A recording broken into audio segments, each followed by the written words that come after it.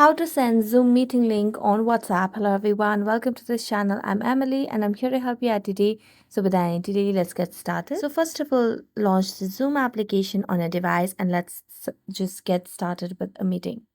Now we have to schedule a meeting over here. So what we can simply do is tap on the meetings option over here and then tap on new meeting. As you do that, you can just tap on start a meeting. And as you tap on start a meeting, it will land you to a new user interface for here where you can see all these over here. Now here you need to tap on the participants option over here at the bottom of the screen, and then as you tap on that you'll be able to see the option of invite. So tap on invite and then just select on the copy invite link as well, and as you tap on that you'll be able to copy the link for this meeting. Now go back and tap on WhatsApp application on your device. Then select on any of the person that you'd want to send this message to or link to. Then tap and paste the link and then tap on send.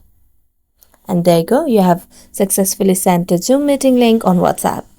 So thank you so much for watching this video. See you next time.